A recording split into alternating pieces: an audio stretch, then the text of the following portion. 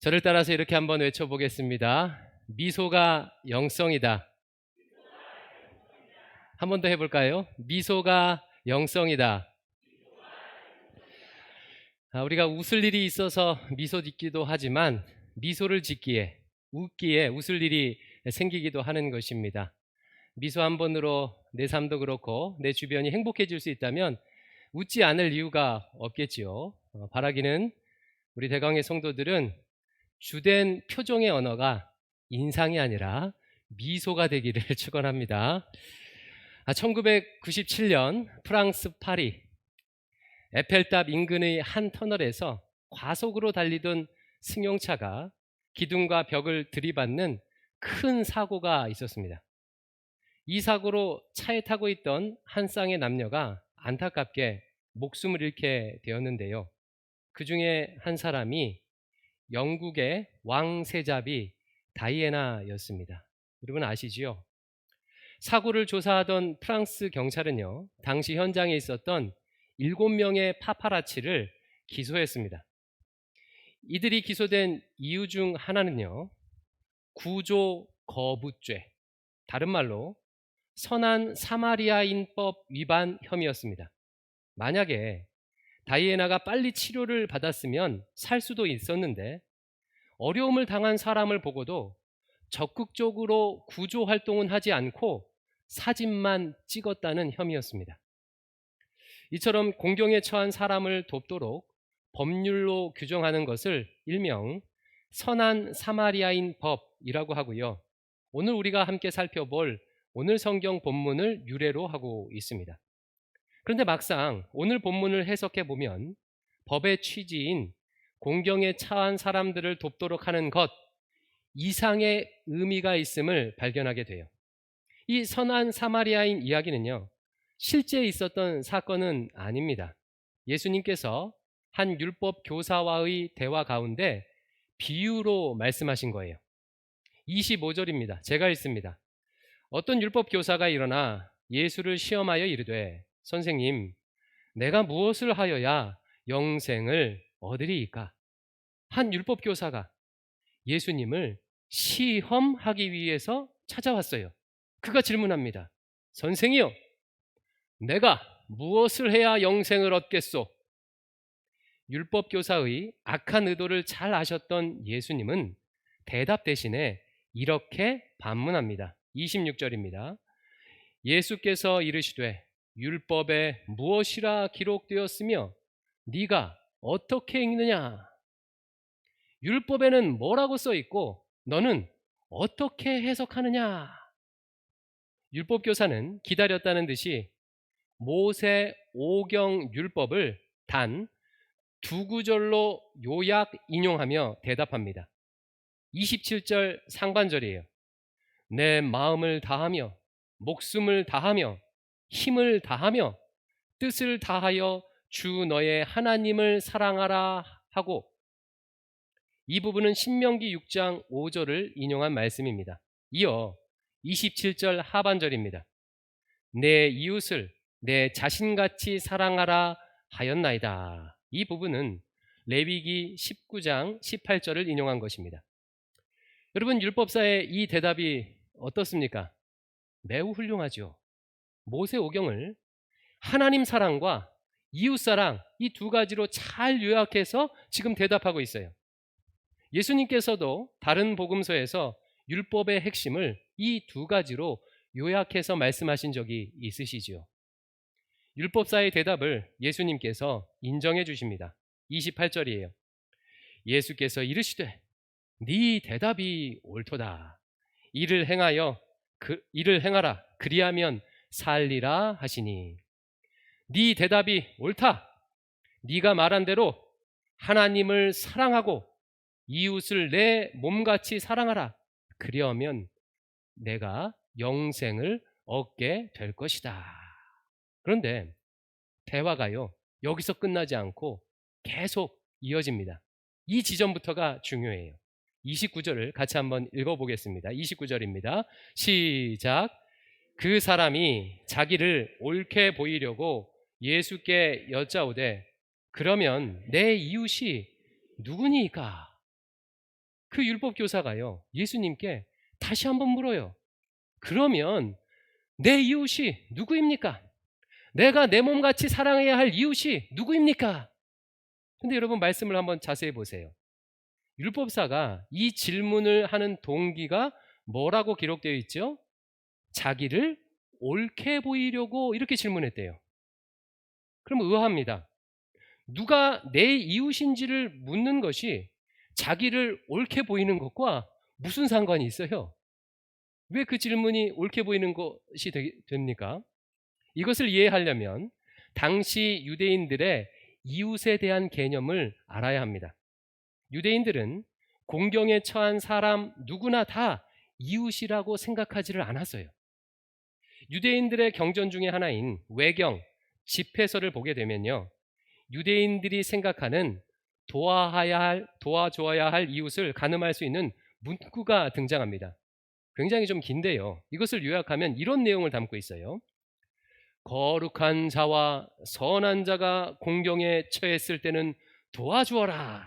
그러나 불경한 자, 부정한 자는 그냥 놔두어라.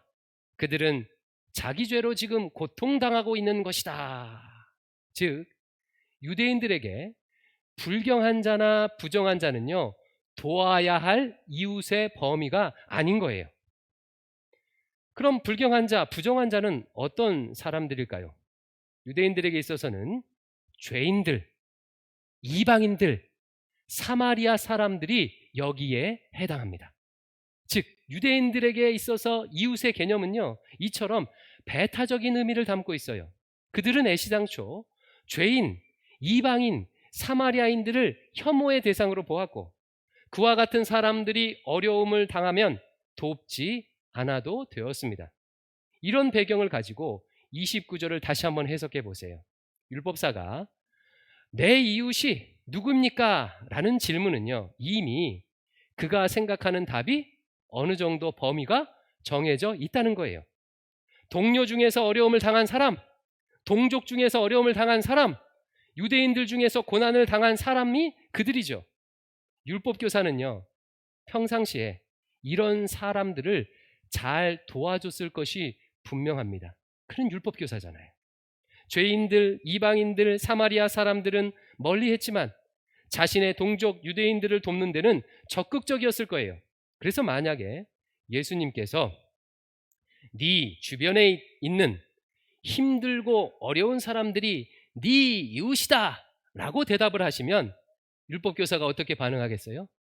저는요, 그런 사람들을 이렇게 잘 돌보았습니다 라고 자랑할 수 있겠지요. 자신이 옳게 행동했음을 보일 수 있는 것입니다. 이것을 누구보다도 잘 알고 있던 주님은요, 내 이웃이 누구입니까? 라는 율법사의 질문에 아예 대답을 하지 않으셔요. 이 질문은 이미 질문 자체가 잘못되어 있기 때문입니다. 내 이웃이 누구입니까? 라는 질문에는 내 이웃이 아닌 사람들을 전제하고 있는 질문이에요. 이러이러한 사람이 너의 이웃이다 라고 말하는 순간 거기에 속하지 않은 사람은 내 이웃이 되지 않는 것입니다. 오늘 본문의 해석의 키가 바로 여기에 있어요. 인간은요, 뿌리 깊은 죄악된 본성을 가지고 있죠. 죄악된 본성의 본질, 뿌리, 실체는 자기 중심성입니다. 선악과를 따먹은 인간은요, 자기 자신이 선악의 기준이 되어 자신이 옳고 그름의 기준이 되어서 자기 중심적으로 판단하고 말하고 생각하고 행동하지요. 때문에 이웃 사랑이라는 선한 일을 할 때조차도 자기 중심성이 드러나는 거예요. 내가 이웃이라고 생각하는 사람들을 돕는 것이죠. 쉽게 말해서 내가 돕고 싶은 사람을 돕는 것입니다. 반대로 말하면요, 내가 돕고 싶지 않은 사람을 돕지 않겠다는 뜻이에요. 유대 종교 지도자들이 딱 그랬습니다. 그들은 세리와 창녀와 같은 죄인들을 혐오했고 이방인들과 사마리아 사람들을 배척했어요. 죄인, 이방인, 사마리아인들은 유대인들에게 돕고 싶지 않은 부류의 사람들이었고요. 아니, 없어졌으면 하는 부류의 사람들이었습니다. 그러면 여러분 한번 생각해 보세요. 그렇다면 어떻게 어려움을 겪고 있는 죄인, 이방인, 사마리아인들을 정당하게 돕지 않을 수 있을까요? 여러분, 하나님께서는 인간에게 어려운 사람을 보면 돕고 싶은 마음이 생기도록 양심을, 측은지심을 모든 인간에게 부어 주셨습니다. 그런데 어떻게 양심의 가책이 없이 어려움을 당한 그들을 그냥 내 이웃이 아니라고 할 수 있냔 말이에요.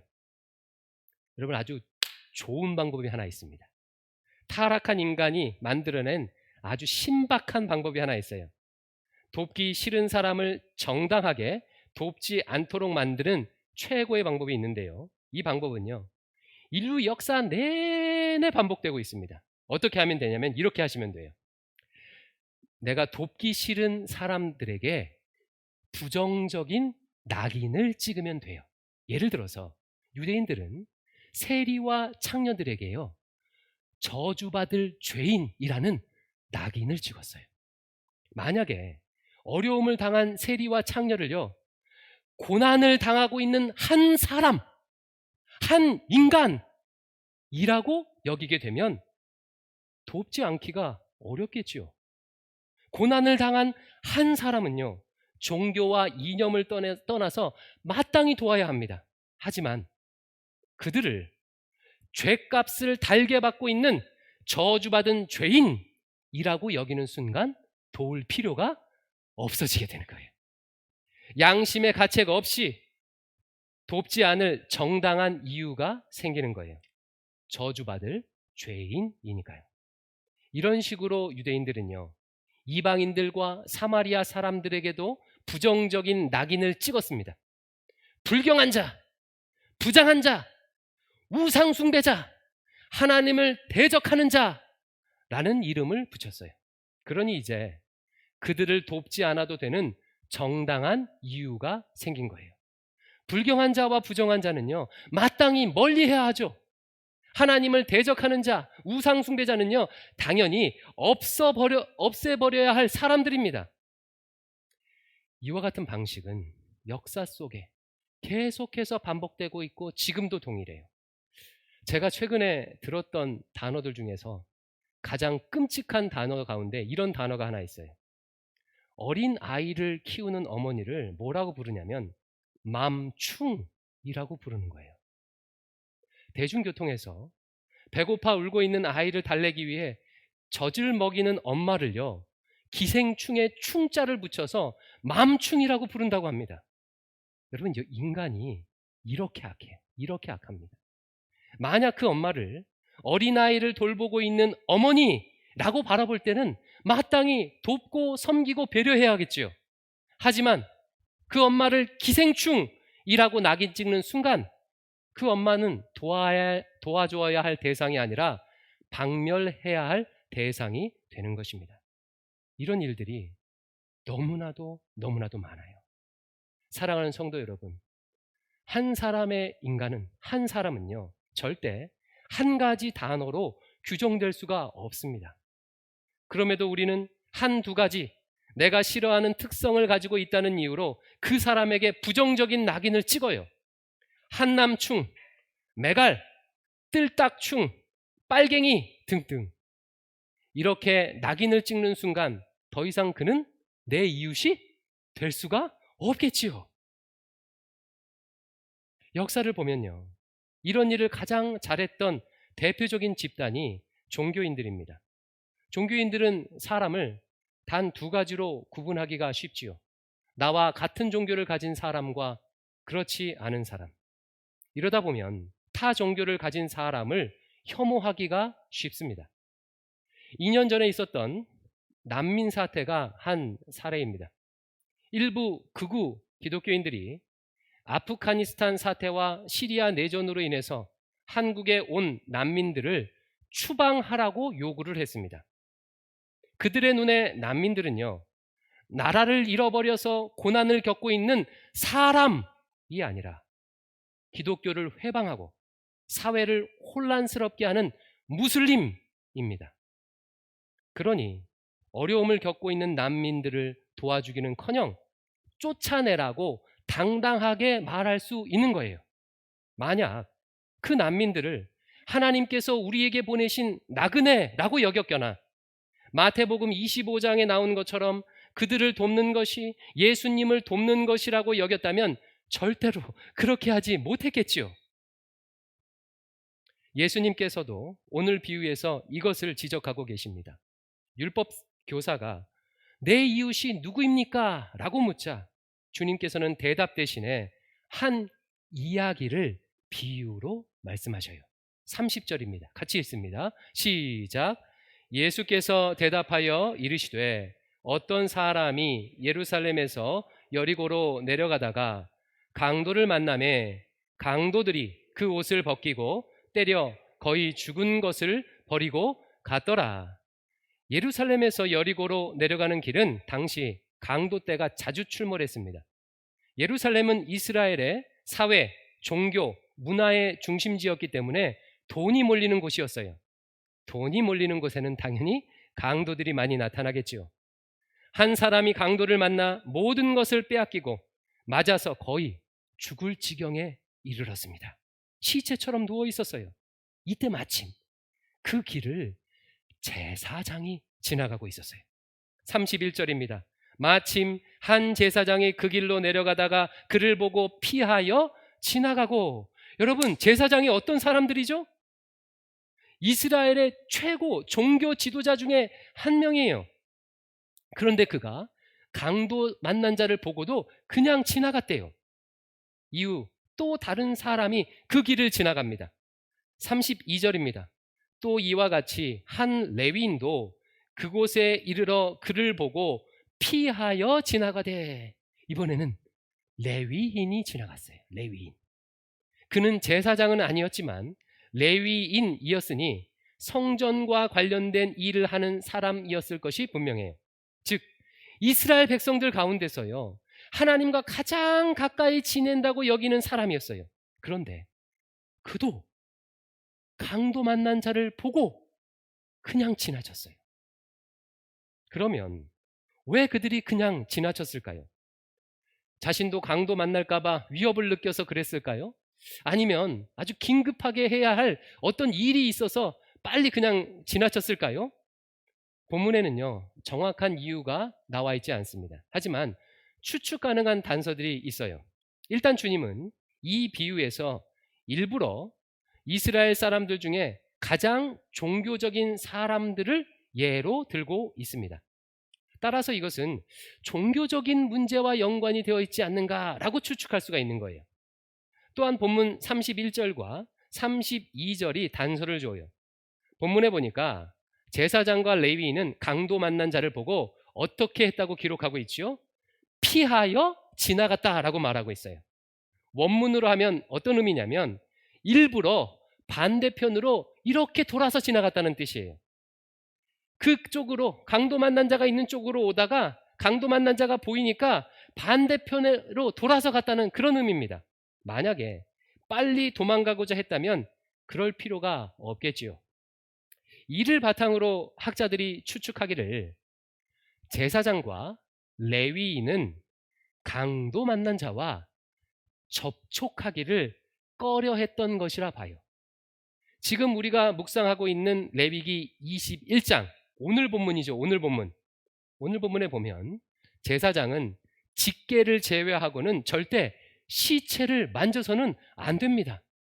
일반인들도 마찬가지예요. 시체를 만지면 7일 혹은 14일 동안 부정해져요. 이 규례에 따라서 제사장과 레위인은 부정함을 피하여 멀리 돌아갔을 것이라 추측해요. 만약에 이 해석이 맞다면 제사장과 레위인은 이 강도 만난 자를 지금 어떤 사람이라고 보고 있는 거예요? 강도 만나서 고통하고 있는 이웃이라고 보고 있는 게 아닙니다. 율법을 어기도록, 내가 율법을 어기도록 만들 수 있는 부정한 시체로 본 거예요. 그러니 돕지 않아도 되는 것입니다. 이 부분을 다르게 해석해도 결과는 동일해요. 자신도 강도 만날까봐 무서워서 피해갔다면 제사장과 레위인은 강도 만난 자를 나를 위험에 빠뜨릴 수 있는 위험물 정도로 본 것이 됩니다. 고로 제사장과 레위인은요, 예수님께 질문했던 율법 교사와 같은 생각, 같은 이념을 가진 사람이에요. 내 이웃이 누구인지 선을 긋고 낙인을 찍는 사람이에요. 그래서 내가 돕기 싫은 사람은 돕지 않아도 되는 이유를 만드는 사람들입니다. 반면 주님께서는요, 이 비유에서 한 명을 더 등장시켜요. 그런데요, 놀랍게도 누가 등장을 하냐면 유대인들이 그토록 혐오하던 사마리아인이 등장해요. 역사가 요세푸스의 글을 보면요, 유대인들은 사마리아 사람들을 이방인의 노예보다도 저급하게 취급했다고 말할 정도로 사마리아인들을 혐오했습니다. 그 사마리아인이 등장해요. 33절, 34절 같이 읽습니다. 시작. 어떤 사마리아 사람은 여행하는 중 거기 이르러 그를 보고 불쌍히 여겨 가까이 가서 기름과 포도주를 그 상처에 붓고 싸매고 자기 짐승에 태워 주막으로 데리고 가서 돌보아 주니라. 여행 중에 있던 한 사마리아인, 다른 사람이 아니고 한 사마리아인이 강도 만난 자를 보았습니다. 그의 반응이 어떠했습니까? 본문에 보니까 강도 만난 자를 불쌍히 여겼대요. 여기서 사용된 불쌍히 여기다라는 단어가 매우 중요합니다. 이 단어는 복음서에서 딱 12번이 사용되는데 오늘 본문의 이 경우를 제외하고 전부 다 인간을 향한 예수님이나 하나님의 긍휼의 마음을 묘사할 때 사용되었어요. 즉 사마리아인이 강도 만난 자를 보고 어떤 마음을 가졌다는 거예요? 예수님의 긍휼의 마음을 가졌다는 거예요. 그는 강도 만난 자 가까이 다가갔어요. 멀리 반대편으로 피해서 도망간 것이 아니라 가까이 다가갔어요. 그리고 묘사를 보십시오. 직접 상처에 기름을 붓고 상처난 부위를 싸매어 주었습니다. 누구를 시켜서 도운 것이 아니고 그냥 돈만 쓴 게 아니에요. 제사장과 레위인이 불결하다고 생각한 사람을 직접 손을 대어 만지며 응급처치를 했습니다. 이후에 가까운 주막으로 데려가서 돌봐 주었어요. 35절입니다. 그 이튿날 그가 주막 주인에게 데나리온 2를 내어주며 이르되 이 사람을 돌보아 주라. 비용이 더 들면 내가 돌아올 때에 갚으리라 하였으니. 계속해서 그를 도와주고 있지요. 일면식도 없었던 그 사람을 위해서 주막 주인에게 일종의 백지수표를 건네며 돕고 있는 거예요. 엄청나게 큰 인생을 치르고 있는 것입니다. 여러분, 이 비유가 유대인 율법 교사에게 어떻게 들렸겠습니까? 충격적으로 들리지 않았을까요? 자기와 같은 제사장과 레위인은 피해서 지나가고 자신들이 혐오하던 사마리아인들이 적극적으로 도왔다고 지금 비유하고 있잖아요. 우리식으로 따지면요, 이런 식의 얘기예요. 캄캄한 이른 새벽, 인적이 드문 신내동 골목길에서 한 행인이 차에 치여 쓰러져 있었다. 마침 새벽 기도를 마치고 집에 가던 목사가 그를 보고 멀리 피해서 도망갔다. 새벽 운동을 하던 한 장로가 그를 보고 멀리 피해서 돌아갔다. 그런데 마침 그때 공장으로 출근하던 한 방글라데시 무슬림 노동자가 그를 보고 불쌍히 여겨 응급처치를 했다. 119에 연락해서 그와 함께 응급실로 갔고 신분증이 없어서 보호자 확인이 안 된 그를 위해 기꺼이 치료비를 지불했다. 그리고 원문과 직원에게 혹시 보호자가 나타나지 않으면 제가 돈을 내겠으니 이 사람을 끝까지 치료해 주십시오 라고 하며 연락처를 주고 일터로 갔다. 이런 것과 비슷해요. 아니, 이보다 더 심합니다. 주님께서는요, 일부러 가장 대조적인 사람들을 비유에 등장시킴으로 유대 종교 지도자들의 가식, 위선, 자기 중심성을 적나라하게 드러내고 있는 거예요. 반면에 예수님의 마음에 합한 행동이 무엇인지 말하고 있는 것입니다. 주님께서 비유를 마치시며 율법 교사에게 이렇게 묻습니다. 36절, 37절 함께 읽습니다. 시작. 내 생각에는 이 세 사람 중에 누가 강도 만난 자의 이웃이 되겠느냐? 이르되 자비를 베푼 자니이다. 예수께서 이르시되 가서 너도 이와 같이 하라 하시니라. 조금 전 율법 교사는 예수님께 뭐라고 물었죠? 누가 내 이웃입니까? 라고 물었어요. 그러나 주님은 오히려 반대로 묻습니다. 누가 저 강도 만난 자의 이웃이 되겠느냐? 무슨 뜻이죠? 누가 네 이웃인지 묻지 말고 반대로 네가 누군가의 이웃이 되고 있는지를 물어라, 이런 뜻이에요. 네 마음대로 이웃을 규정하며 돕기 싫은 사람에게는 낙인을 찍는 배제와 혐오를 버리고 고통받는 사람들의 이웃이 되어주라 라고 말씀하고 있는 거예요.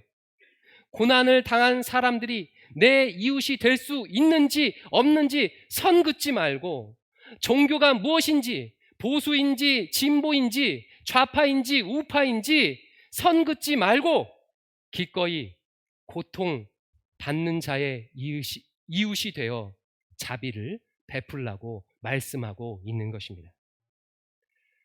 사랑으로 봉사하는 교회에 대한 저의 기대는 이것입니다. 저는 대광교회가 누가 나의 이웃인가? 라고 물으며 선을 긋는 교회가 아니라 중랑구 지역과 이 땅에 고통받는 사람들의 이웃이 되는 교회가 되기를 기대합니다. 주님께서는 오늘 본문 말씀을 통해서 우리에게 묻고 계십니다. 누가 나그네로 살면서 고생하는 외국인 근로자들의 이웃이 되겠느냐? 누가 좁은 고시원에서 컵라면과 삼각김밥으로 끼니를 때우며 미래를 걱정하는 청년들의 이웃이 되겠느냐? 누가 가정의 돌봄을 받지 못해 길거리를 배회하는 청소년들의 이웃이 되겠느냐? 누가 장애라는 큰 짐을 지고 고통스러운 삶을 견뎌내는 장애인의 이웃이 되겠느냐? 누가 가족들을 부양하기 위해 정당한 임금을 달라고 목숨 걸고 시위하는 하청업체 노동자들의 이웃이 되겠느냐? 누가 우울증과 불안으로 삶의 의욕을 잃고 인생을 비관하는 사람들의 이웃이 되겠느냐? 누가 자식의 돌봄을 받지 못하고 폐지 주우며 외롭게 살아가는 노인들의 이웃이 되겠느냐? 누가 저 강도 만난 자의 이웃이 되겠느냐? 하나님께서 우리 대광교회와 대광교회 성도들을 강도 만난 사람들의 이웃이 되도록 세워주실 것을 기대합니다. 요즘 한참 인기를 끌고 있는 드라마 이상한 변호사 우영우 12화에 보면 안도연 시인의 연탄 한 장이라는 시가 인용됩니다. 이 시는 이렇게 시작을 해요. 또 다른 말도 많고 많지만 삶이란 나 아닌 그 누구에게 기꺼이 연탄 한 장이 되는 것. 사랑하는 성도 여러분, 누구에게 기꺼이 연탄 한 장이 되어 주십시오. 누가 내 이웃인지 묻지 말고 기꺼이 누군가의 이웃이 되어 주십시오. 이것이 아무 조건 없이 내 과거에 대해서 아무런 질문도 하지 않고 내가 어떤 삶을 살았는지 전혀 개의치 않고 나를 위해서 이 버러지 같은, 이 죄인의 괴수 같은 나를 위해서 십자가를 지신 예수 그리스도의 가르침입니다. 기도하겠습니다. 아버지 하나님, 우리 대광의 성도들이 누군가의 이웃이 되도록 세워 주시옵소서. 중랑구 지역의 사람들이 대광교회를 보면서 저 교회는 우리의 이웃이다. 주변의 사람들이 우리 대광교회 성도들을 보면서 이 사람이 나의 이웃이다 고백할 수 있는 삶을 살도록 은혜 베풀어 주시옵소서. 예수님 이름으로 기도드립니다. 아멘.